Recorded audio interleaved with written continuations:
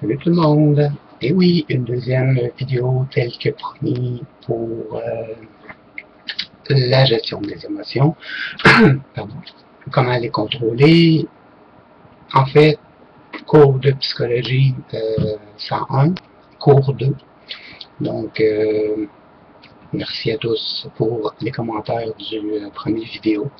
Donc, ça me motive à pouvoir continuer et pouvoir vous donner plus de détails et beaucoup d'informations pour vous aider. Parce qu'il y a quand même beaucoup de gens qui ont justement ce problème-là. Donc, comme je n'avais pas dit aussi la dernière fois, je vais quand même mettre une petite parenthèse. En fait, je commence par la gestion des émotions. Je vais vous expliquer les émotions. En fait, une petite liste de base que je vais vous énumérer dans cette vidéo-ci. Dans la prochaine vidéo, ça va être comment bien gérer, dans le fond, ce qui va être comme un peu la finale, et je vais commencer avec la pensée cognitive. Et ainsi de suite. Donc, à chaque fin de vidéo, sans oublier que je vais vous faire un petit exercice qui va vous permettre, en fait, de pouvoir mieux comprendre et pratiquer ce que je fais en vidéo. Donc, vous vous souvenez, la dernière fois, je vous ai parlé de la gestion des émotions, comment les gérer et tout ça. Pas besoin de faire vraiment un rappel là-dessus. Aujourd'hui, je vais vous expliquer l'émotion, qu'est-ce que c'est. Vous devez comprendre qu'à la base, il y a 4 types d'émotions. Je vais vous les expliquer une après l'autre. Comme ça, vous allez comprendre comment le tout fonctionne. Donc, bien entendu, j'ai pas tous mes feuilles de notes parce que bon, j'ai encore une fois oublié mon cartable, mais je vais dans mon prochain cours, je devrais être en mesure de les avoir. Donc, je le fais avec mon bloc-notes. Donc, faites-vous-en pas.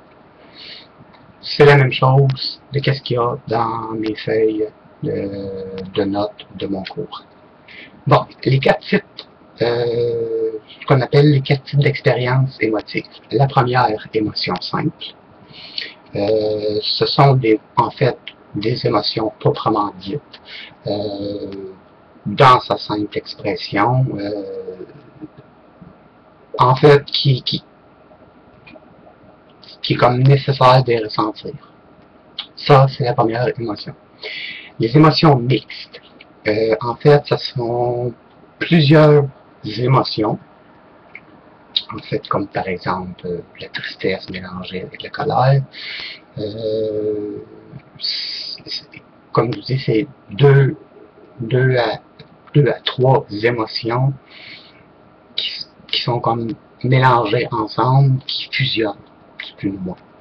Donc, il faut tout, en général, ce type d'émotion-là, il faut apprendre à le décomposer pour être capable de, justement, comme je vous disais dans ma première vidéo, de mieux gérer nos émotions.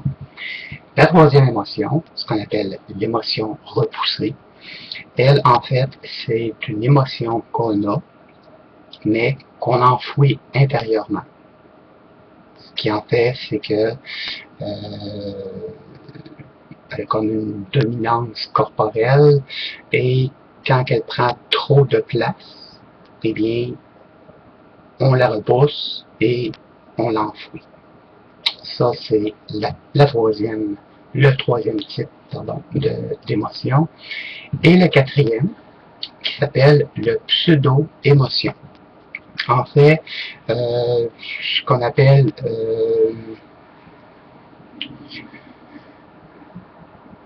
des fausses émotions, si je pourrais dire ça comme ça, pour éviter d'aller dans les mots trop psychologiques. En fait, ce serait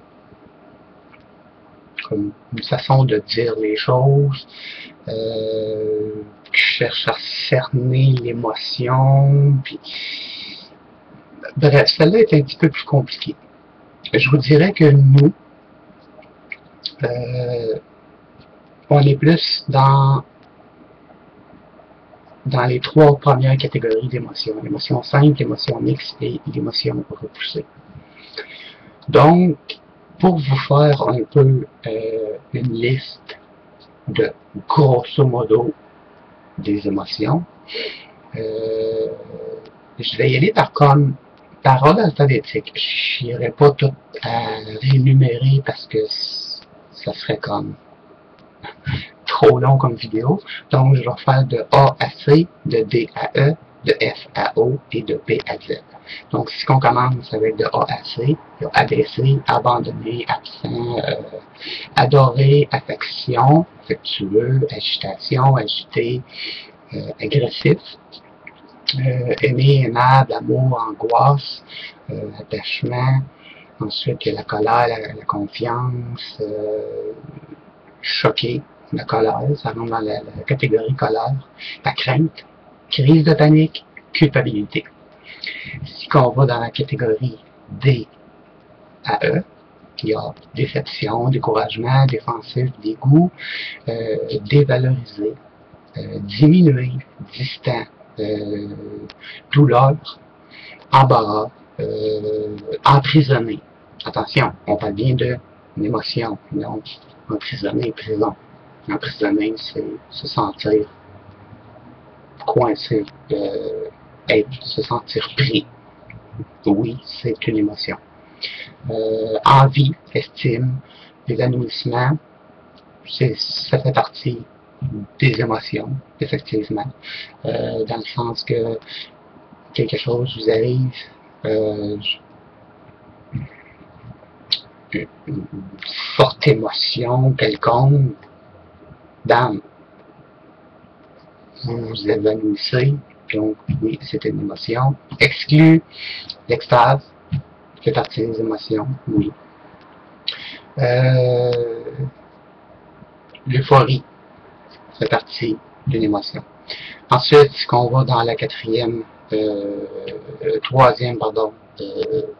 liste, qui va de F à O, faible, fatigué, fébrilité, gratitude, haine, harmonieux, honte, hostilité, impatience, impuissant.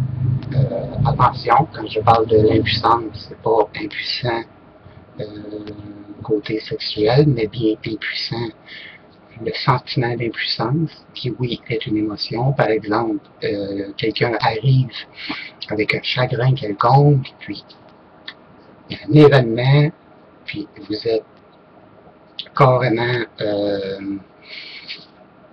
dans l'incapacité de faire quelque chose, donc l'émotion de l'impuissance va embarquer.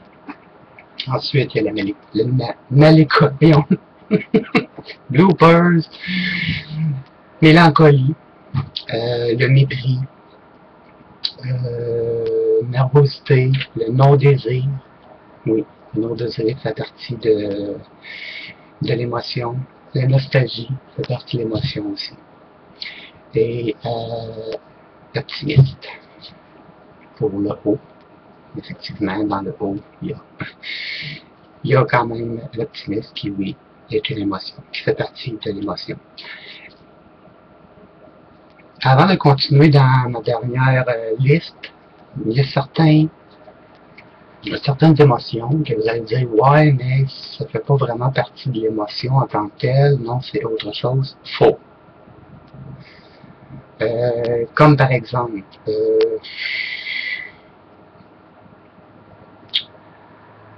de trop, se sentir de trop, par exemple. Ça, c'est dans le D à E. Oui, fait partie de l'émotion. Pourquoi? Se sentir de trop, c'est comme se sentir rejeté. Se sentir comme pas être à sa place. Donc, ce qui crée l'émotion du malaise, ce qui crée l'émotion les émotions qui s'ensuivent. Donc, c'est pour ça que je vous dis que dans qu'est-ce que je vous ai rémunéré, oui, il y en a beaucoup, mais il faut quand même décomposer avec ça. Parce que chaque émotion a une sous-émotion ou va entraîner une autre émotion. Par exemple, l'agressivité, qui va être une émotion, qui est en fait causée par la colère, qui va être une agressivité, qui peut être causée par quoi? Par peut-être le désespoir, par exemple. Je ne sais pas si vous me suivez bien à ce niveau-là. C'est d'où la raison que tout ce que je vous ai rémunéré, il faut vraiment comme savoir d'où ça provient et tout ça. Ensuite, pour finir la liste de P à Z, bon, la panique, la paresse, la passion, la peine, perturbé, pessimiste, repoussé, réservé, ressentiment, retiré, la satisfaction, la sensualité, oui, il fait partie d'une émotion. De la sympathie, de la tendresse, la timidité, fait partie d'une émotion. Ensuite, bon, tristesse, tremblement. Par exemple, si vous avez une crise panique, ce qui va causer une émotion, tremblement. Oui, ça peut être des signes corporels, mais n'oubliez pas ce que je vous ai dit au début de la vidéo, quand je vous ai expliqué les types d'émotions, des émotions qui sont fausses, qu'il faut faire vraiment attention. Donc c'est pour ça que je vous dis qu'il faut vraiment décortiquer l'émotion bout pour bout. Ensuite, voilà ce qui fait un peu le tour des émotions. L'amour fait partie de ça aussi, ça c'est en passant. Beaucoup d'émotions qu'on croit que c'est en fait simplement des sentiments ou quelque chose qui fait partie de la vie ou quoi que ce soit, ou que l'être humain est basé comme ça, mais en fait, ce sont des émotions. Donc, ce qui est bien important à retenir, comme je vous ai expliqué, et je le répète, là, je viens de vous nommer la liste. N'oubliez pas qu'il y a les émotions simples, il y a les émotions mixtes et les émotions repoussées. Donc, c'est les trois principaux types de catégories d'émotions. Donc, dans la liste, c'est ce qu'il faut apprendre à décortiquer. Ensuite, pour la gestion des émotions et tout ça, ce que je vais tenter de vous apprendre aujourd'hui, comme je vous ai donné des listes et tout ça, ce qu'il faut que vous appreniez, vous avez une émotion forte. Par exemple, la tristesse, ce qui est une émotion simple. Vous allez devoir apprendre à chercher d'où provient cette émotion-là. Qu'est-ce qui a causé cette émotion-là? Est-ce que c'est suite à une mauvaise nouvelle? Est-ce que c'est tout simplement quelque chose qui vous est arrivé? Il faut chercher le pourquoi. Ensuite, là, vous allez me dire, oui, mais parfois, il y a des émotions qui vont m'arriver soudainement sans raison. Oh! Vous pensez que c'est sans raison. Mais oui, il y a une raison. Vous savez, le subconscient travaille beaucoup. Vous vous souvenez, dans ma dernière vidéo, je vous ai parlé des neurones et de l'hippocampe et tout ça. Mais en fait, c'est un peu la même chose. Le subconscient, lui, il travaille en permanence. 24 heures sur 24, 7 jours sur 7. Puis, ici, quand on a une émotion repoussée, par exemple, il se passe quelque chose, vous n'avez pas réagi tout de suite, 4 jours plus tard, vous vous sentez triste. D'où la raison qu'il faut reculer un peu. qu'est-ce qui s'est passé quelques jours avant.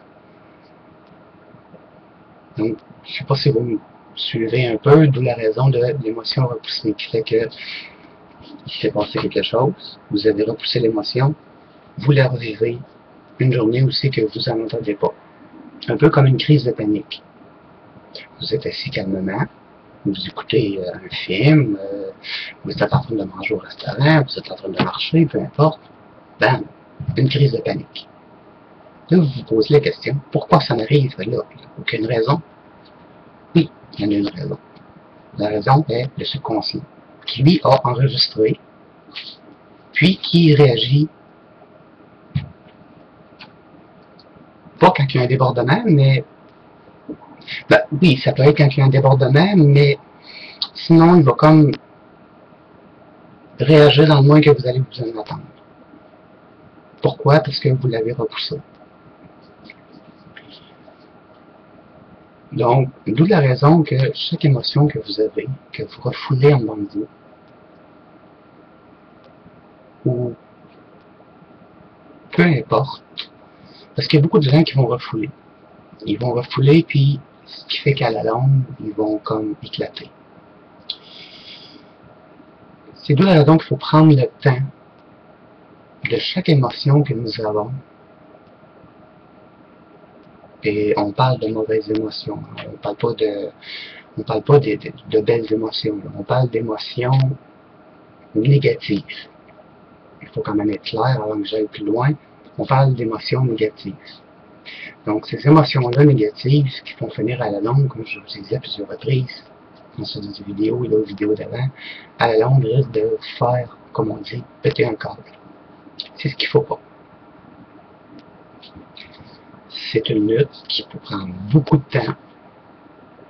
C'est un travail sur soi qui prend beaucoup de temps, qui peut prendre 6 mois, 1 an, ou peut-être comme ça peut aller très vite aussi. Mais j'ai rarement vu des personnes pouvoir aller aussi rapidement dans la gestion des émotions. Donc, c'est le travail sur soi qui prend beaucoup de temps, de la patience, il faut le vouloir aussi. Et puis, ça nous permet, à la longue, à force de gérer, de connaître nos émotions, parce qu'il faut savoir les identifier, nos émotions. C'est pas juste une question de liste ou une question de type d'émotion. Il faut savoir ce qu'on a aussi et la raison pour laquelle on l'a. Donc, ce qui est important pour vous, c'est de définir l'émotion primaire. Si vous avez une émotion secondaire, savoir la définir aussi. Et par la suite, la raison pour laquelle. Est-ce que c'était vraiment important? Ou là, on ne parle pas quand même de choses majeures, par exemple un deuil, un accident de voiture. Là, on parle de la vie de tous les jours. C'est en gérant nos émotions qu'on finit par s'épanouir plus. Et c'est ce que les gens ne font pas. Je vous dirais 75 à 80% des gens vont refouler leurs émotions. Ils n'ont pas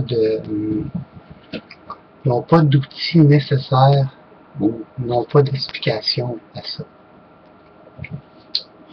Donc, pour conclure cette petite vidéo,